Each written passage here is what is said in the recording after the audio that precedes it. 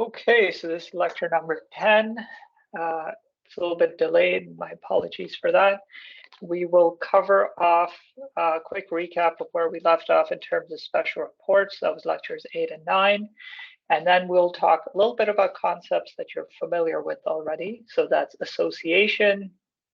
We'll talk about other information. So think MD&A, things like that. Interim financial statements. So this is when you have financial statements during the year as opposed to at year end. And then special purpose financial statements. And as I look at this agenda, I realize that we'll probably cover off special purpose first, then go in reverse order, but we'll see how things go. So the first one, actually, before we get into that, we've covered off all of the variations of special reports. So whether that's CAS 805, 810, specified procedures, whether it's 3000, 3001, dealing with attests and direct engagements and so on. So all of that material is in lectures 8 and 9. The recordings for both of those should be posted, and that's the material that in particular is relevant to the second assignment. Lecture 10, as with the material from lecture 12, where we're dealing with government audits, that's primarily useful for the final exam. Okay, so any of the materials in here, if they're relevant in any way to the assignment, I will point that out, and then we'll go from there. And now CAS 800, which is special considerations for financial statement audits in accordance with special purpose framework. So if we were in class right now, I would have asked you to give me examples of what a general purpose framework are.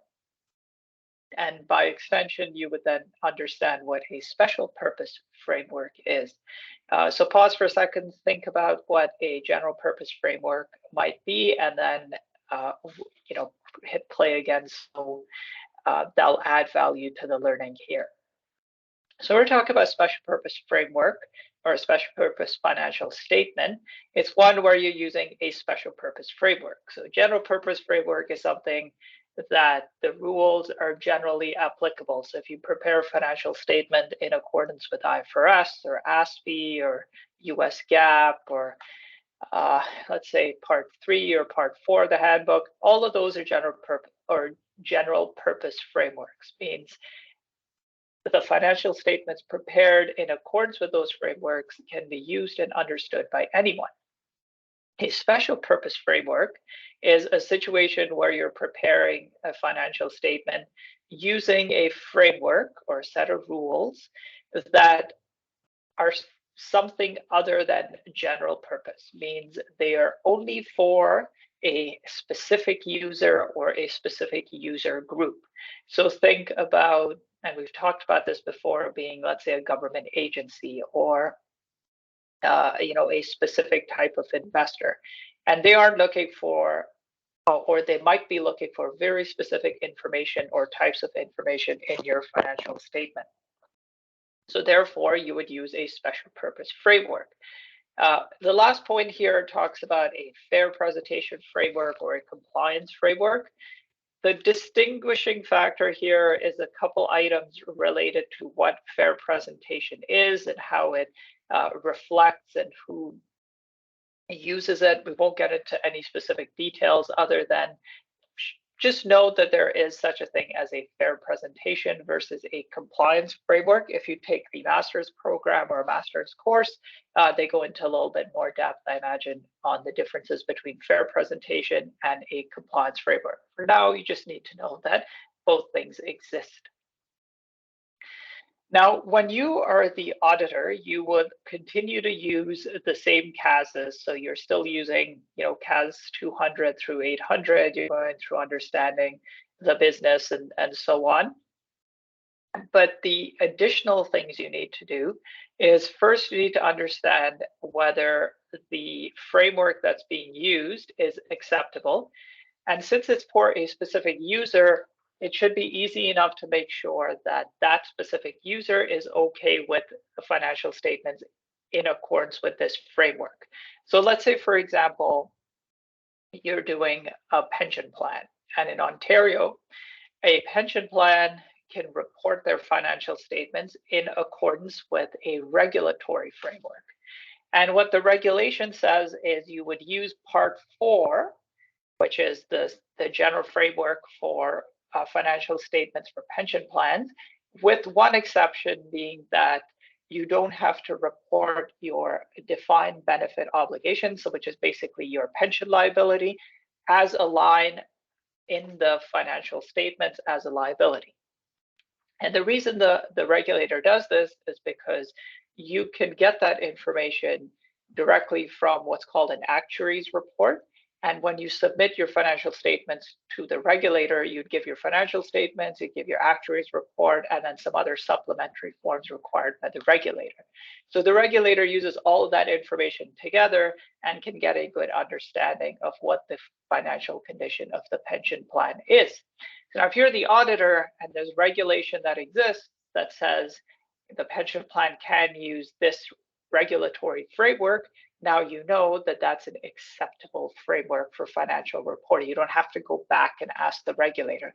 But if you're in a different scenario where you aren't sure, or there isn't, an agreement in place, and the client says, "Hey, we're using this framework," you'd obviously push back and ask questions about, well, why using this framework and not a general purpose framework like IFRS? And they'll say, well, our user, that's this one investor, is okay with it. And then you might reach out and make sure that that framework is okay or acceptable for the user. You may get a letter or something like that. The next thing you want to do is you want to check about significant interpretations. What that means is if there is something ambiguous in the framework, let's say they've used the words reasonable or viable or something that isn't clearly defined, then you need to go ahead and understand what those ambiguous words or terms or phrases, whatever they are, what they mean. So let's say, for example, sticking with our pensions example, you have a term in the general purpose or in the special purpose framework that says the pension plan must maintain reasonable reserves to cover their pension obligations. So what does the word reasonable mean? Does that mean it has to have more, it has to have equal, it has to have 10% more, 20% more? Could mean anything. So you go into the fine print and see if there's anything in there that explains what a reasonable reserve might be. And that's the idea. You want to make sure if there's anything ambiguous, you're understanding what that means. And then the last thing you do is you include an emphasis of matter paragraph. And what that means is you're saying these financial statements are prepared in accordance with ABC framework. And then you'd have sort of this warning paragraph that says, it's not intended for anyone. It's intended for this specific user. For whom the special purpose framework is being used. Therefore, if you and I were to pick up that financial statement, immediately on the first page, we'd have that warning, or what's called an emphasis of matter, to say, hey, by the way, this is not using a general purpose framework, it's using a special purpose framework intended for these specific users or user groups. The next topic we look at is Section 7060. Now, Section 7060 is something that, again, shouldn't be new to anybody, because when we were talking about special reports, we covered off Section 7060 by inference. And what I mean by that is we've previously talked multiple times about reviews of financial statements. Section 7060 is a review of a financial statement, but it is specifically a review of an interim financial statement. So 2 questions to ask yourself as a knowledge check to see if you know where we're at. First is, what is the standard that deals with reviews of any financial statement or reviews of historical financial statement? Okay, and it's a section that starts with CSRE. So you pause here and try and figure that out. And then as you unpause, the answer to that is section CSRE 2400, and that's your general standard for review engagements. The second question you ask yourselves is, when would you have interim financial statements? And to that, most public or all public companies are required to report their financial statements every quarter. So you'd have, Q1 results, Q2 results, Q3 results, and then your year-end annual financial statements. So Q1s through 3 always have a review report associated with them, or review report attached to those financial statements, and that's a regulatory requirement. So when you have a review of those Q1, 2, and 3 results, you would use this section, being section 7060. You don't use 2400 or CSRE 2400 because that's for reviews of historical financial information or full year financial statements. This one is specifically for interim financial statements. So in the scope, we talk about a little bit of what we just talked about, and the fact that you issue these reports under the provisions of securities regulation. So that's, again, the regulators set the rules to say when you're supposed to do interim reporting, and then this section kicks in for you to use as an auditor as a guide on what you need to do. Now, in terms of procedures you do when you're doing review engagements, it's not so different. Okay, so you're still doing inquiries, still doing analytical procedures. So quick refresher, again, inquiries is basically asking questions. Okay, why did this number go up? Why did this go down? How come revenue is so much higher this year? How come, your liabilities are so much lower than the previous year? Hey, I noticed, you've recorded this new contract into your revenues. When did you sign the contract? How many years does it run for? I noticed your rent is up. Did you lease new space? Things like that. Okay, you ask them questions, and based on what they tell you, you might be able to identify issues with their financial statement. The second thing is analytical procedures. So you might do trend analysis, you might do projections, you might do things like that, where you're trying to figure out, based on just analytics, whether or not the financial statements are accurate or not.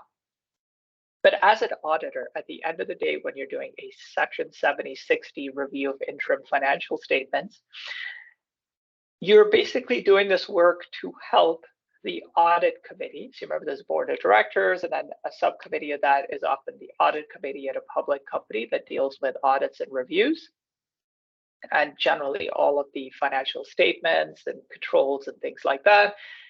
You are helping them to determine whether or not the financial statements require any material modifications. Okay, so that's not to identify every little error that might exist. It's just to make sure that you've identified every material item, or to the best of your ability within the review framework, any material issues with the financial statements. Okay, and in that case, they're going to be using a general purpose framework, whether it's IFRS or ASPE or US GAAP or something like that. Public company in Canada, they're either using IFRS or US GAAP. Okay, so the next section is association. And association, again, is not a new concept. It's just when you, as a practitioner, are involved with some piece of information of a client. Okay, now that might be associated because you're identified on their auditor's report, therefore you're associated with their financial statements as their auditor, or they might have referenced you as their auditor or practitioner in some other report. And by identifying you, you have now become associated or involved with, or perceived by the public to be involved with that information. So when you are associated with information, you have certain responsibilities. Now, in this standard, what it says is there are three basic buckets of when you get associated and what you need to do. The first one is you need to obtain an appropriate basis to consent if the practitioner intends to provide consent. And this applies when you're in situations where, let's say, you are the auditor of a company and they were to include you as, they include the auditor's report in their MD&A, which they publish every single year. And as part of that, because your name is included through the financial statements in the MD&A, you're associated with the whole document. So you need to give the client permission to use your name, and therefore you have a basis to consent. And the second situation is what you need to do, or the need to respond appropriately if you do not intend or are unable to consent to your name being included. So let's say the client goes ahead and does a standalone report and they make reference to all of these sustainability metrics. Okay, they're talking about their GHG emissions, and they're talking about net zero targets and how they're reducing their carbon footprint and things like that. And somewhere along their report, they say that you, ABC LLP, are their auditor. Now, just because they said you're the auditor doesn't mean that you have audited that report related to GHG emissions and their carbon footprint. Therefore, you do not want to be associated with that information because you don't want to give the impression to somebody that you've audited or done anything with that information. Therefore, you need to write to the client or speak to the client about removing reference to your name in there. If they've already published the report, then they need to pull back the report, reissue the report without your name, and make a public statement or something like that to say that you were not involved with that specific report. If they don't do that, then you get into legal matters and so on, and that's beyond the scope of what we're trying to learn here. Alternatively, if they didn't seek permission from you because for whatever reason they didn't know, then you can still, you can do the necessary steps to review the report, make sure they reference you appropriately, you aren't being incorrectly associated with information, and give them that permission so that they can continue to use your name in the public domain.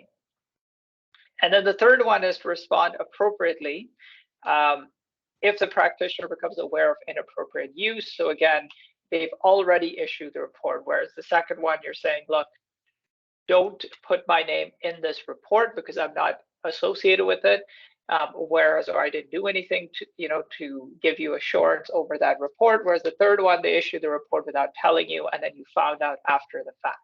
Okay, so now they've got to go back and pull the report back. So first one, you gave the permission,